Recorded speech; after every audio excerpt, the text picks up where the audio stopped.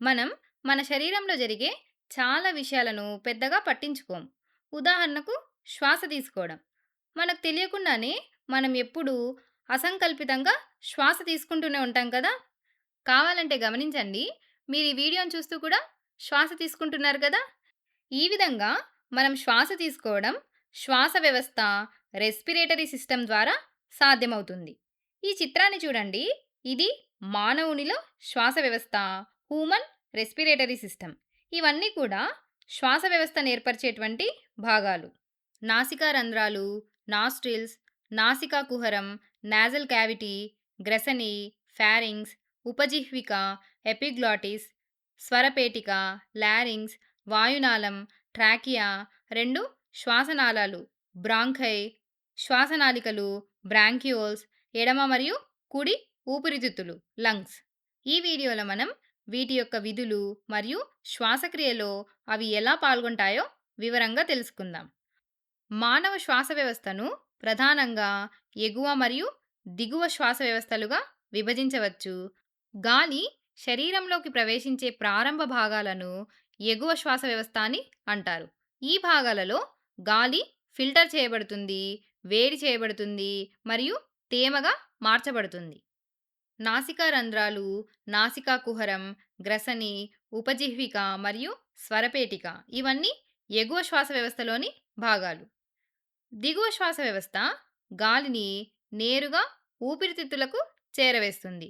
అలాగే వాయు మార్పిడి జరిగే ప్రదేశాలను కలిగి ఉంటుంది. వాయునాళం 2 శ్వాసనాళాలు, శ్వాసనాళికలు, వాయుగోనులు మరియు ఉదర వితానం, ఎడమ మరియు కుడి ఊపిరితిత్తులు. ఇవన్నీ కూడా దిగువ శ్వాస వ్యవస్థలోని భాగాలు. సరే, ఈ వీడియోలో మనం మొదట ఎగువ శ్వాస వ్యవస్థ గురించి వివరంగా తెలుసుకుందాం. మొదట నాసికా రంధ్రాల గురించి తెలుసుకుందాం. నాసికా రంధ్రాలనేవి మనం గాలిని పీల్చుకునే ద్వారాలు. మనం పీల్చే గాలి శరీరం లోపలికి నాసికా రంధ్రాల ద్వారా ప్రవేశిస్తుంది. నాసికా రంధ్రాల నుండి గాలి నాసికా కుహరం అనే మార్గం గుండా వెళ్తుంది. ఇక్కడే మనం పీల్చినటువంటి గాలి వడపోయబడుతుంది. ఈ నాసికా కుహరంలోని తేమగా ఉండే పొర మరియు రోమాలు గాలిలో ఉండే దుమ్ము, ధూళి కణాలను చాలా వరకు ఆపేస్తాయి. అంటే గాలిలో ఉండే సూక్ష్మజీవులు మన శరీరంలోకి ప్రవేశించకుండా ఇవి చూసుకుంటాయి. అంతేకాకుండా గాలి నాసికా కుహరం ద్వారా ప్రయాణించే సమయంలో గాలి ఉష్ణోగ్రత శరీర ఉష్ణోగ్రతకు దాదాపు సమానమవుతుంది.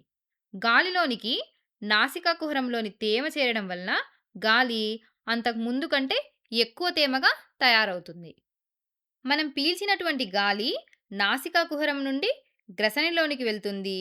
ఈ భాగంలో శ్వాస మరియు జీర్ణ వ్యవస్థ రెండింటికి సంబంధించినటువంటి కార్యక్రమాలు ఇక్కడే జరుగుతాయి. అందువల్ల ఇక్కడ ఒక చిత్రమైన సమస్య వస్తుంది. గ్రసని నుండి ఒకే రంధ్రం వద్ద బయలుదేరిన నాళం చివరికి రెండుగా చీలుతుంది. ఒక మార్గం ఊపిరితిత్తుల్లోనికి, మరొక మార్గం జీర్ణాశయంలోనికి వెళుతుంది. గాలి ఒక మార్గం ద్వారా, ఆహారం వేరొక మార్గం ద్వారా మాత్రమే ప్రయాణించడం అత్యంత అవసరం. అంతేకాకుండా ఆహారం శ్వాసనాళ మార్గంలోనికి ప్రయాణించకుండా ఉండటం కూడా అంతే ముఖ్యం. ఇక్కడ ఉపజిహ్విక, ఎపిగ్లాటిస్ అనే పలుచని కండరపు కవాటం కంఠబిలం ద్వారా స్వరపేటికలోనికి ఆహారం పోకుండా నిరోధిస్తూ, అలాగే ఆహారం మరియు వాయువుల కదలికలను క్రమబద్ధీకరిస్తుంది. ఈ ఉపజిహ్విక అనే కండరపు కవాటం మనం ఆహారాన్ని మింగే సమయంలో పాక్షికంగా కంఠబిలాన్ని మూసి ఉంచి ఆహారం శ్వాస వ్యవస్థలోనికి ప్రవేశించకుండా గొంతులోనికి పోయే విధంగా దారి మళ్లిస్తుంది. అందుకే కదా మనం ఆహారం తినే సమయంలో మాట్లాడకూడదని అంటుంటారు. మనం శ్వాసించే సమయంలో ఉపజిహ్విక పూర్తిగా తెరుచుకొని గాలి శ్వాస మార్గం ద్వారా ఊపిరితిత్తుల్లోనికి ప్రవేశిస్తుంది. గ్రసని కింద స్వరపేటిక, లారింగ్స్ ఉంటుంది. ఈ స్వరపేటికను వాయిస్ బాక్స్ అని కూడా అంటారు.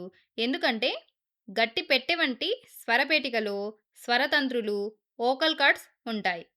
ఊపిరితిత్తుల నుండి నిశ్వాసంలో బయటకు వచ్చే గాలి స్వరతంత్రుల గుండా ప్రయాణించేటప్పుడు వాటిని కంపించేలా చేస్తుంది. ఈ కంపనాల ఆధారంగానే మనం మాట్లాడడం, పాటలు పాడటం మొదలైనవి చేయగలుగుతాం. ఇప్పుడు స్వరపేటిక నుండి గాలి వాయునాళం, ట్రాకియాలోకి ప్రవేశిస్తుంది. ఈ వీడియోలో మనం ఎగువ శ్వాస వ్యవస్థ గురించి తెలుసుకున్నాం కదా! తర్వాతి వీడియోలో దిగువ శ్వాస వ్యవస్థ గురించి తెలుసుకుందాం.